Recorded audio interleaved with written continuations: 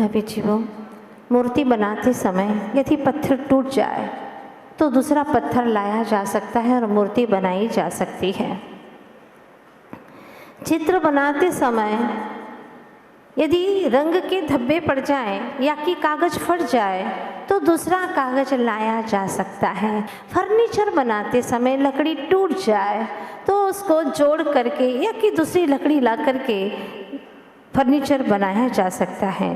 किंतु हमारे जीवन निर्माण में अगर कोई कमी रह जाए तो सारा जीवन ही हमारा बर्बाद हो जा सकता है, होता ही है, क्योंकि जो गया समय है वो फिर से आता नहीं है।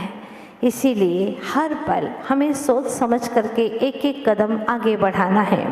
क्या उतनी ही उत्साह, इतनी ही लगन हमारे भीतर के बुराइयों, विभावों को, विकारों को, जो कूड़ा कचरा है दोषों का, उसको निकाल फेंकने की हमारे भीतर में है इतनी तमन्ना? सोचिएगा। सुना था मैंने कि एक राहगीर चला जा रहा था, रास्ते में थक गया तो बैठ गया वृक्ष के नीचे। इतने में वहाँ पर एक सुंदर सी महिला आती है। पूछा उसने, आप कौन हैं और यहाँ एकांत में कहाँ जा रही हैं? उसने कहा, मैं बोधी हूँ। बोधी? कहाँ रहती हैं आप? मैं तो इंसान के दिमाग में रहती हूँ, दिमाग में। अच्छा। वो आई और चली गई। इतने में दूसरी महिला आई, बिल्कुल सजरी सवरी। उससे पूछा, आप कौन हैं और कहाँ जा रही हैं, कहाँ रहने वाली हैं? उसने सरल शब्द में कहा, जी मेरा नाम है मृदुता। कहाँ रहती हैं आप? मैं इंसान की आंखों में बसती हूँ। अच्छा। और फिर आगे बढ़ा, थोड़ा सा और चला, फिर थका मुसाफिर, सोचा कि थोड़ी सी देर और बैठ जाऊं। इतने में ही उसने दूसरे रास्ते से देखा कि एक सुंदर सी महिला वहाँ से आती है। पूछता है कि आप कहाँ जा रही हैं ऐसे बीहड़ जंगल में, जहाँ सुनसान है, एकांत है, आप कहाँ चली जा रही हैं? उसने कहा, जी मुझे अपने स्थान पर जाना है। क्या नाम है आपका? मेरा नाम रिजुता है। कहाँ रहती हैं आप? मैं तो इंसान के हृदय में बसती हूँ, वही मेरा ठिकाना है। अच्छा। इतने में ही एक और महिला आती है, बड़ी सुंदर सी, बड़ी ही लगता है कि सज्जन, और रूप ही नहीं स्वरूप को भी जानने वाली है, अध्यात्म वाली है। पूछा उससे, आप कौन हैं? जी मेरा नाम शुचिता है। शुचिता, बड़ा प्यारा नाम है आपका। आप कहाँ निवास करती हैं? मैं तो इंसान के पेट में निवास करती हूँ। अच्छा। इस तरह से राहगीर ठंडी हवाएं ले रहा था। चारों महिलाएं गुजर गई वहाँ से। इतने में ही उसने देखा कि एक व्यक्ति आया, विकराल चेहरा, खुले हुए बाल, बड़ा अटपटा सा लग रहा था। पूछा राहगीर ने कि आप हैं कौन और इस जंगल में कहाँ रहते हैं, कहाँ जा रहे हैं? उसने कहा, दिखती नहीं तुम्हें मेरी शक्ल? शक्ल से ही अंदाज़ा लगा लो कि मैं हूँ कौन। लेकिन फिर भी आपका नाम क्या है? मेरा नाम है क्रोधी राम। लोग मुझे गुस्सा राम भी कहा करते हैं। अच्छा, तो रहते कहाँ हो? मैं इंसान के दिमाग में रहता हूँ, दिमाग में। लेकिन दिमाग में तो अभी एक महिला आई थी, वो कहती है कि मैं इंसान के दिमाग में रहती हूँ, मेरा नाम बोधी है, और आप कह रहे हैं कि मैं भी इंसान के दिमाग में रहता हूँ। ऐसा दोनों कैसे रह सकते हैं? वो स्त्री है, आप पुरुष हैं, आप कैसे रह सकते एक साथ? उसने कहा, तुम्हें मालूम नहीं है, जब मैं आता हूँ ना गुस्सा राम, जब गुस्सा राम दिमाग में आता है तो बोधी तो फुर्र करके उड़ करके चली जाती है। हाँ, वो बात समझने लगा कि इतने में ही दूसरा व्यक्ति आया। उस व्यक्ति को जब देखा तो बड़ा अटपटी चाल से चल रहा था, तोंद निकली हुई है और ऐसा लग रहा था बड़ा घमंडी है उसकी चाल से। आया पास में तो उससे पूछा कि आप कहाँ जा रहे हैं, नाम क्या है आपका, क्या बताएंगे आप? उसने कहा, दिखता नहीं है मेरी चाल ढाल से, मैं हूँ गुमान चंद, हूँ गुमान चंद। अच्छा, नाम तो बड़ा पुराना सा लगता है आपका गुमान चंद। गु निकाल दो तो मान चंद ही रह जाता है। कहाँ रहते हैं आप?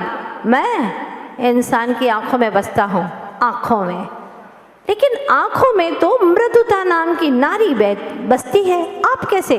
तुम्हें मालूम कहाँ है?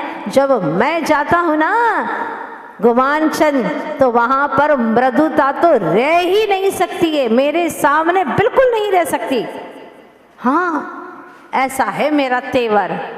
वो समझने लगा। अब थोड़ी सी देर और बैठा तो उसने तीसरा व्यक्ति आता हुआ देखा। बड़ा ही अजीब तरह का, दिखता कुछ और है और करता कुछ और है, बड़ा अटपटा है। पूछा उससे कि आपका नाम क्या है? मेरा नाम है धोखाचंद। धोखाचंद है? बड़ा अजीब सा नाम है। अरे अजीब क्या, वही दुनिया जो करती है वही तो मेरा नाम है। सब धो धो करके खा रही है, बार बार धोखा खा रही है। मैं तो रहता हूँ इंसान के हृदय में। हृदय में? हृदय में तो ऋजुता बसती है, आप कहाँ से भला रहेंगे? अरे मैं आ जाऊँ ना तो ऋजुता तो वहाँ पर दिख ही नहीं सकती आसपास में। हाँ, इतनी डरती है मुझसे। अच्छा, ऐसा हूँ मैं धोखाचंद। थोड़ी सी देर में एक और चौथा व्यक्ति आया। पूछा उससे, जी आपका नाम क्या है? मैं लोभचंद हूँ, लोभचंद।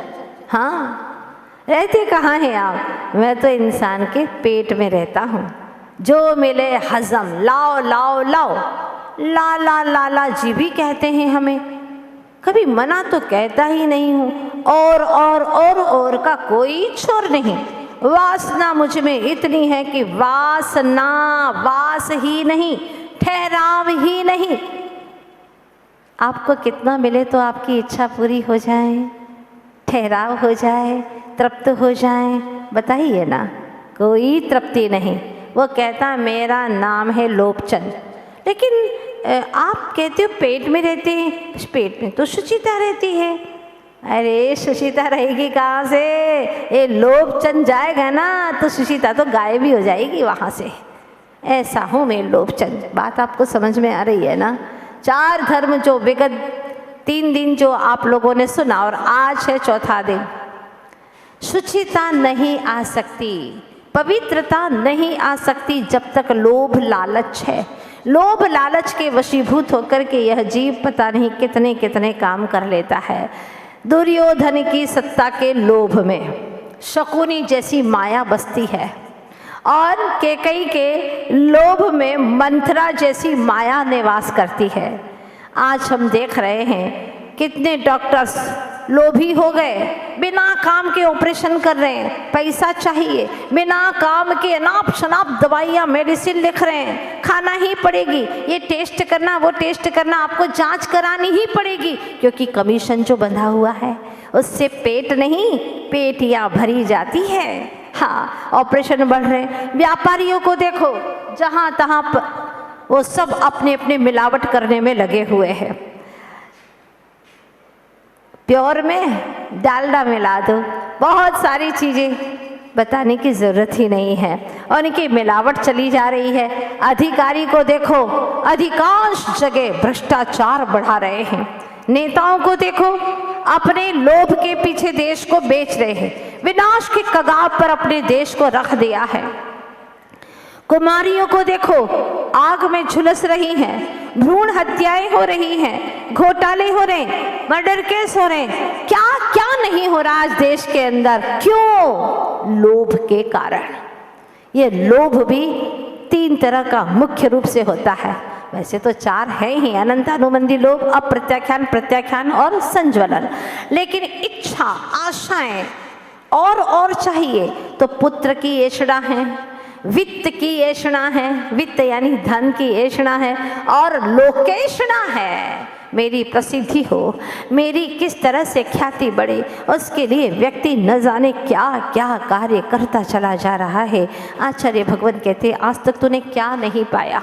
अनंत के इतिहास को देखे तो तूने हर चीज को हासिल कर लिया है, लेकिन उसमें तेरी तृप्ति हुई ही नहीं, क्योंकि विनाशिक वस्तुओं में कभी भी तृप्ति होने वाली ही नहीं है।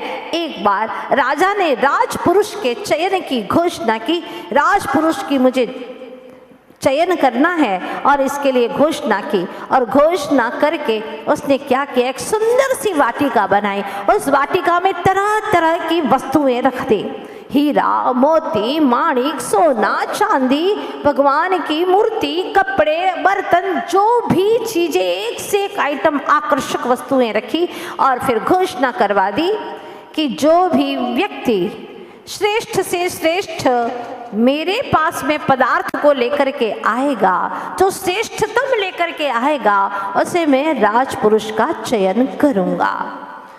अब सभी लोगों ने देखा, दृष्टि सबकी कहाँ थी, वस्तुओं के ऊपर। वस्तुएं दिख रही थी, वस्तुओं की तरफ देखा। सब लोगों ने अपनी अपनी दृष्टि से देखा। कोई हीरा लेकर के गया, कोई सोना लेकर के गया, कोई बुक लेकर के गया, तो कोई ईश्वर की मूर्ति लेकर के गया।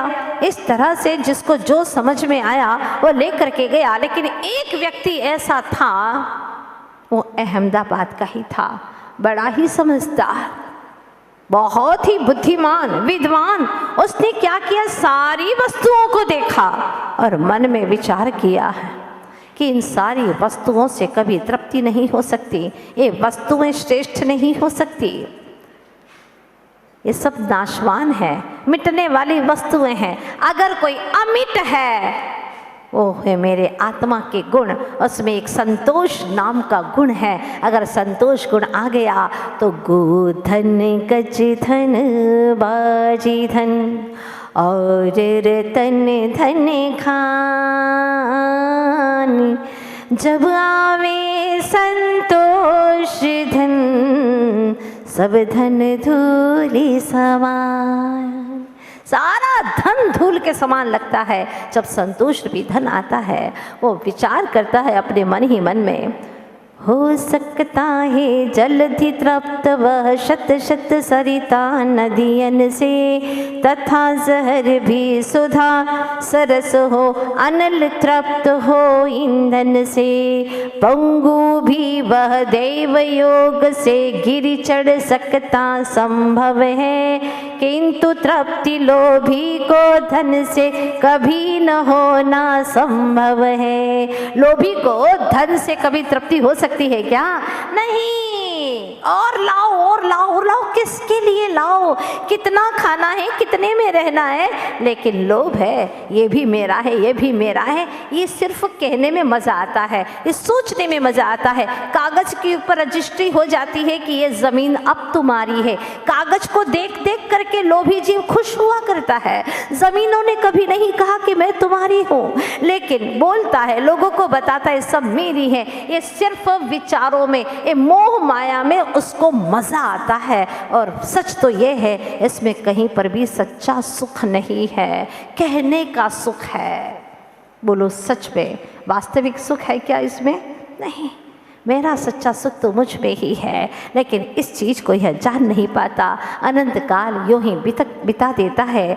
आचार्य भगवान यही कहते हैं, पर में सुख मानो नहीं, निज में भरा अपार, निज नाभि में गंध है, हिरण भटक रहा बेकार।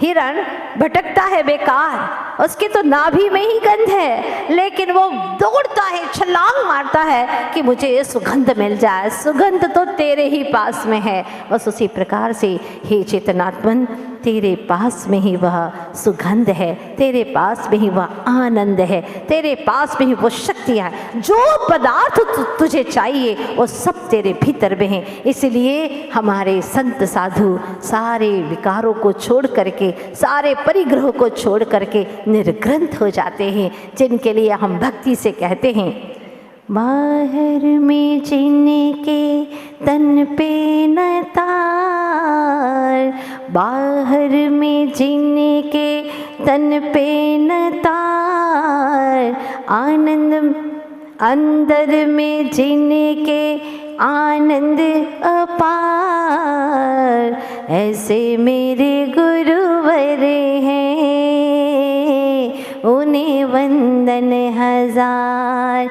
ऐसे मेरे गुरुवर हैं, उन्हें वंदन हजार।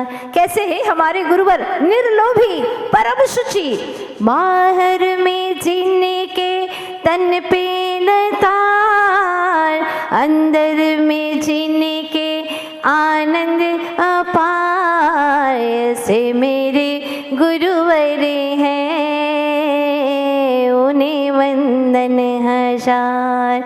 ऐसे मेरे विद्या गुरुवर है, विद्या सिंधु गुरुवर है, जिनके पास में एक पुस्तक का भी परिग्रह नहीं, एक पेंसिल का भी परिग्रह नहीं। जब है ही नहीं तो बैग की आवश्यकता ही क्या? जब बैग ही नहीं तो उनके लिए कोई कमरे की भी, अलमारी की भी कोई जरूरत नहीं। धन्य है ऐसे संत, बाहर में जिनके तन पे न तार, भीतर में जिनके आनंद अपार, ऐसे मेरे गुरुवर हैं, उन्हें वंदन हजार। ऐसे मेरे गुरुवर हैं, उन्हें वंदन हजार। धन्य है गुरुवर, आपने अपनी सुचिता को पाने के लिए पर पदार्थों से निवृत्ति पाली है, और जो इच्छाएं करता है, आशाएं रखता है, लोभ करता है, जितना जितना लोभ होता है उतना उतना ही और लाभ होता है, उतना लोभ बढ़ता है, जितना लाभ होता है और उतना लोभ बढ़ता चला जाता है। एक बार गौतम स्वामी ने पूछा कि भगवान, जानना चाहता हूँ कि दुख क्या है? किसे कहते हैं दुख? भगवान महावीर स्वामी कहते हैं लोभ।